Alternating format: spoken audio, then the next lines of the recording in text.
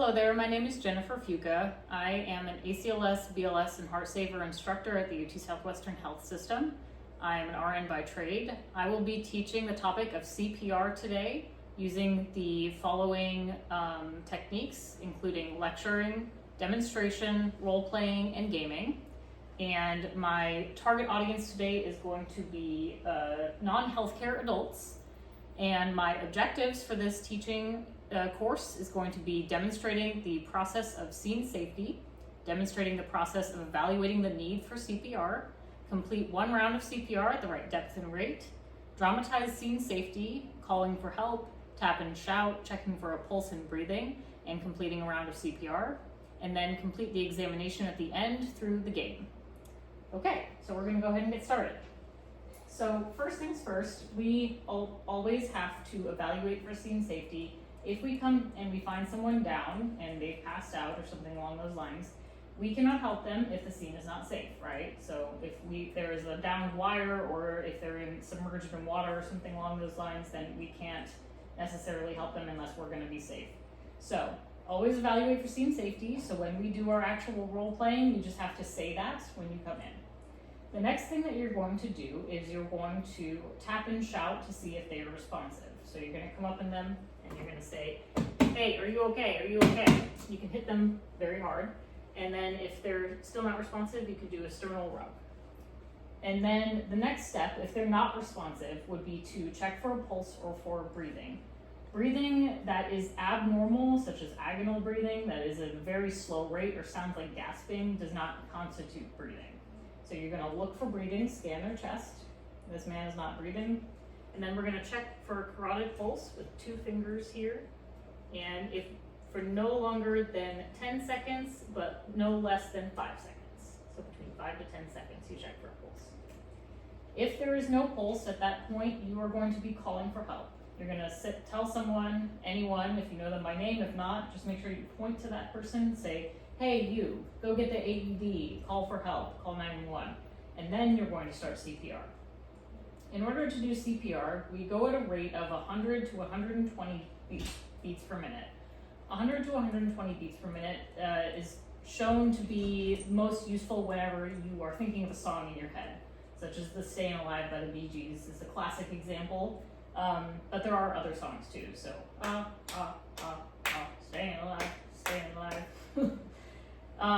And so whenever you are compressing on a patient, you need to be right about at the sternum right here between the breastbone, between the chest, and you are going to be going at a depth of about 2 inches. 2 inches in depth is a little bit hard to determine on a real patient, but the most important thing is that you do your best and you press hard and fast.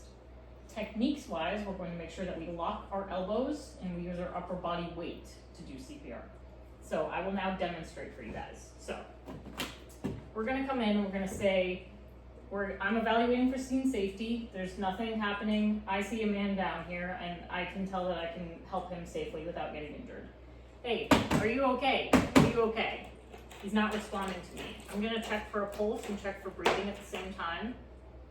No longer than 10 seconds, checking for a pulse and breathing. There is no pulse or breathing. Hey, you, go get the AED and call for help. You're calling 911. I'm gonna start CPR. To do CPR, you're gonna lock your elbows, like I said. You're gonna interlace your hands over the breastbone here. And you're gonna use your upper body weight instead of your arm strength. And that's how you keep yourself from wearing out. So we are going to teach you CPR only resuscitation at this time, since you are non-healthcare adults. So we're not going to go over how to ventilate your patient at the same time. And that is okay. Technically, that is per the AHA standards, is you could do CPR only resuscitation. So, are there any questions about that? When we enter the room, we ask them what? Or evaluating the room? Scene safety. Scene safety. Yes, just make sure that it's safe to come and help them. Okay. There's like a disaster or live wire or something like that. That's the only time that there's going to be something to where there's no safety concern or they were attacked or something along those lines. Okay. So, Okay, so now we're going to do some role playing. So, who would like to go first? Me. Okay, so you're going to come in, evaluate scene safety, do the tap and shout, check for pulse and breathing, and then you're going to ask someone to get the AED and call 911, and then you're going to start CPR.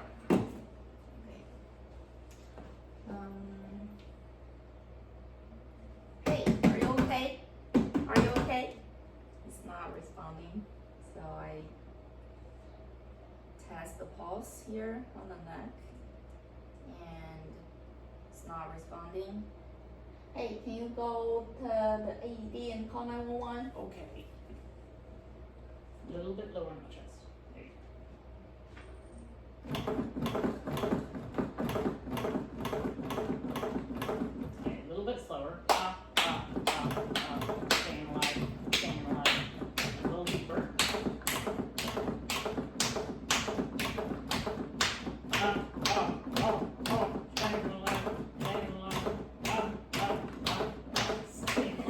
Staying alive, staying alive.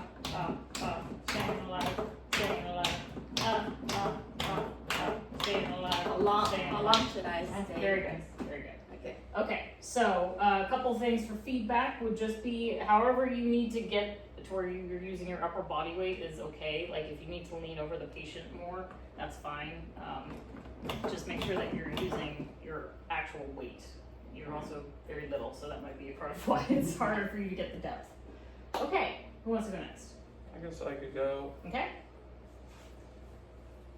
Scene safety. The scene the is scene is safe. safe. Let me check your pulse. You don't look like you're breathing. I can see you're not breathing visually. No, the first step is Oh yeah. Are you okay? You okay? No, you don't look okay. I don't see any breathing. Pulse. Not good, not good. I guess I have to CPR. You, go call 911. Tell them this guy is not having problems. not having problems. He's having problems. Call 911. Alright, let's get this guy. Little slow. Staying alive, staying alive. Staying alive, staying alive. Staying alive, staying alive. Staying alive, staying alive. Very good. Okay. And now we will have our last student do it. Scene is safe. Hey, you okay? Non-responsive. Not breathing. Call 911. Go get an AED.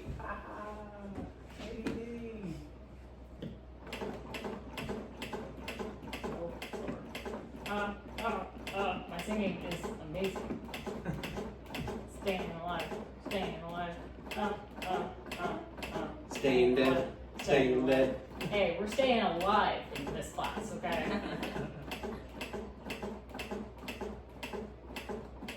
Okay, very good, everyone. You all role played successfully, and once you've got an AED, which we do not have to demonstrate, we could go through that next class. All right, so now we're going to move on to our gaming exam.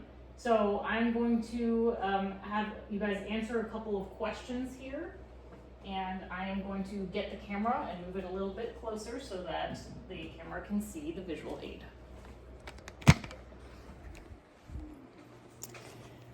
All right, so the Kahoot, you're going to go to kahoot.it in order to join the game.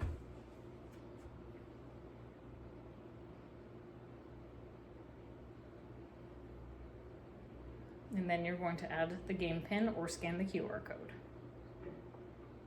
Kahoot.com? If you just scan the QR code, it goes to it automatically. Okay.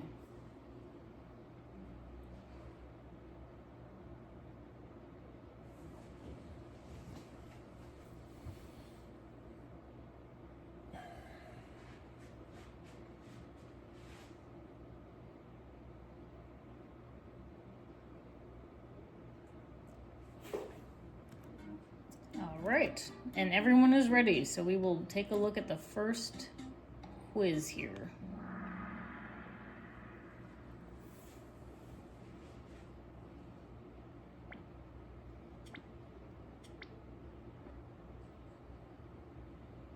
What is the correct rate for chest compressions? Is it 100 to 120 or 60 to 100? Answers are there. Correct. Okay. Okay, very good.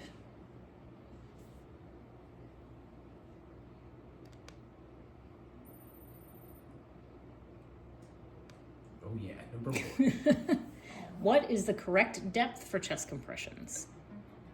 Is it until their bones crack, 2 inches in depth, until you hit their sternum against their spine? Okay, good. You all got it.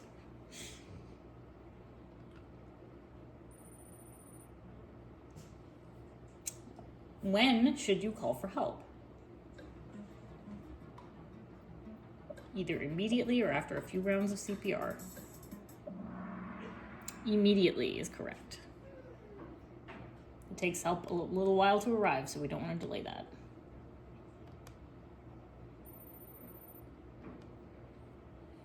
All right, we'll see who's the winner here. When should you ask, what should you ask for when you call for help? An AED, a police officer, a Big Mac, and fries. I want a Big Mac. An AED, very good. All right. Big Mac. And everyone passed the evaluation, and that is the end of this course. The students have completed their objectives.